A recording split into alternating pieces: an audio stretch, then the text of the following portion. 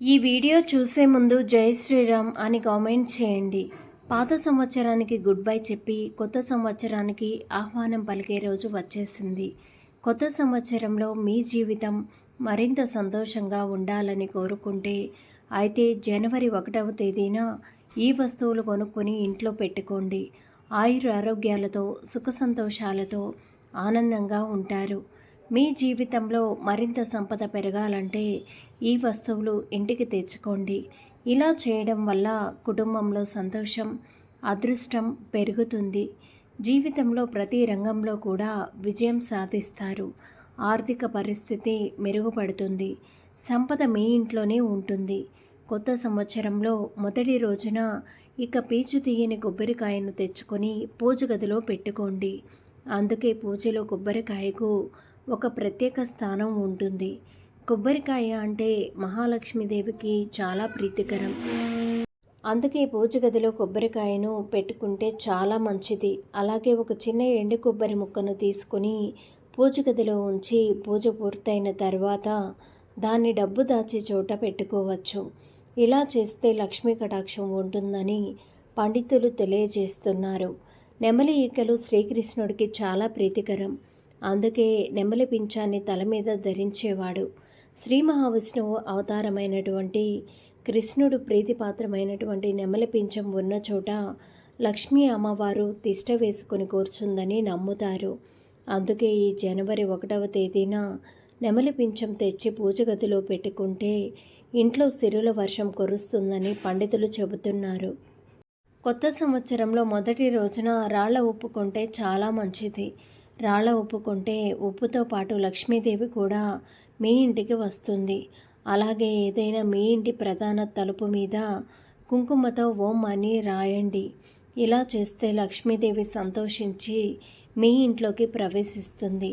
తద్వారా సంవత్సరం అంతా కూడా మీకు డబ్బుకు లోటు ఉండదు. లక్ష్మీదేవి చిత్రపటం లేదా గణేశుడి చిత్రపటాన్ని ఈ కొత్త సంవత్సరంలో మొదటి రోజున కొనుగోలు చేసి వాటిని మీ ఇంటిలో ఉంచడం వల్ల మీకు సంవత్సరం అంతా కూడా అదృష్టం కలిసి వస్తుంది. అలాగే డబ్బుకు లోటు ఉండదు. ఏదైనా వ్యాపారం చేసేవారికి కొత్త సంవత్సరం ప్రత్యేకంగా ఉండాలి. మీకు వ్యాపారంలో బాగా కలిసి వచ్చి లాభాలు బాగా రావాలంటే వ్యాపార స్థలంలో లక్ష్మీదేవి చిత్రపటాన్ని ఉంచండి. ఇలా చేస్తే వ్యాపారంలో నష్టాలు ఉండవు. అలాగే అత్యధిక లాభాలు వస్తాయి. లాఫింగ్ బుద్ధుడు డబ్బుకు చిహ్నంగా పరిగణిస్తారు. అటువంటి పరిస్థితుల్లో 2025వ సంవత్సరాన్ని మంచుగా మార్చడానికి లాఫింగ్ బుద్ధను ఇంటిని ప్రధాన గదిలో తలుపుకు ఎదురుగా ఉంచండి. వాస్తు శాస్త్రంలో లాఫింగ్ బుద్ధను సంపద మరియు శ్రేయస్సుకు చిహ్నంగా భావిస్తారు. ఇది ఆర్థిక ఇబ్బందులను తొలగిస్తుంది. అలాగే శ్రేయస్సును తెస్తుంది. అలాగే ఇంట్లోకి ఎటువంటి కష్టాలు కూడా రాకుండా ఉంటాయి. చేపలు సంతోషాలు చిహ్నానికి భావిస్తారు. అటువంటి పరిస్థితుల్లో 2025వ సంవత్సరాన్ని పవిత్రంగా అద్భుతంగా చేయడానికి ఇంట్లో ఫిష్ ఎక్వేరియం లేదా ఫిష్ బౌల్ను ఏర్పాటు చేసుకోండి. ఇంట్లో వచ్చే సంక్షోభాన్ని కూడా చేపలు నివారిస్తాయి. అక్వేరియం లేదా ఫిష్ బౌల్ ఉన్న ఇళ్లలో ఎప్పుడూ సుఖ సంపదలు ఉంటాయి. తాబేలు సుఖశాంతులకు ప్రతీకగా వాస్తు చెబుతోంది. తాబేలు కుబేరునికి ప్రతీక కాబట్టి సంవత్సర ఆరంభంలో లోహపు తాబేలు బొమ్మను ఇంట్లోకి తెచ్చుకుంటే మహాలక్ష్మీదేవి నడిచొస్తుందని నమ్ముతారు. అప్పటి వరకు ఆలస్యమైన పనులు కూడా పూర్తవుతాయట.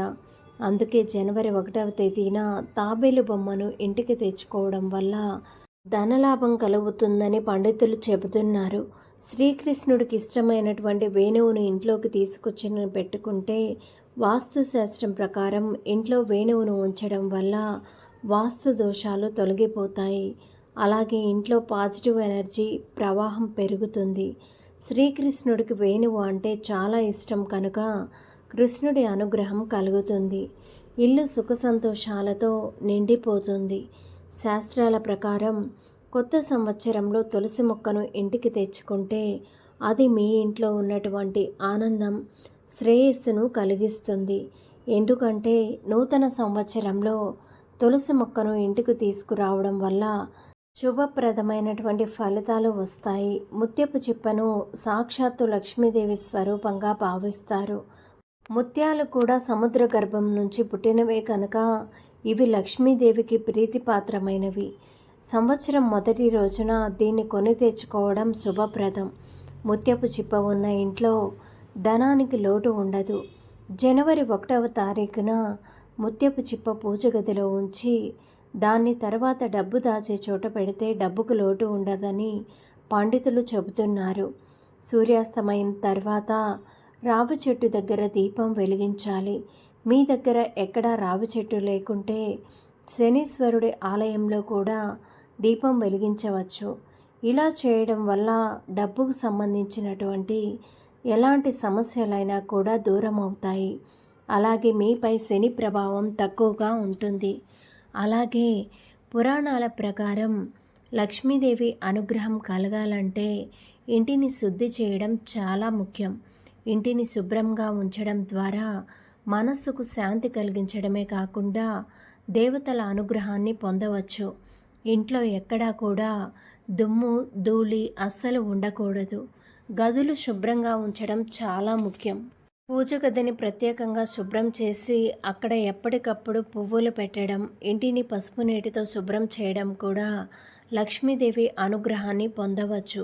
దోషాలు పోగొట్టుకోవడానికి గోధుమలు ఎర్రని రంగు వస్త్రంలో మూట కట్టి బ్రాహ్మణులకు దానం ఇవ్వాలి. ఆ దానం కూడా ఉదయం 6 నుంచి 7 గంటలలోపు కానీ, మధ్యాహ్నం 1 గంట నుంచి 2 గంటల మధ్యలోపు కానీ, రాత్రి 8 గంటల నుంచి 9 గంటల మధ్యలోపు చేస్తే ఉత్తమమైన ఫలితాలు కలుగుతాయి.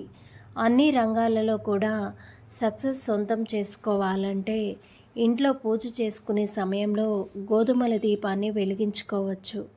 పూజ గదిలో ఒక పళ్ళెంలో కుప్పలాగా గోధుమలు పోసి అందులో మట్టి దీపంలో ఆవు నెయ్యిని పోసి దీపాన్ని వెలిగించాలి.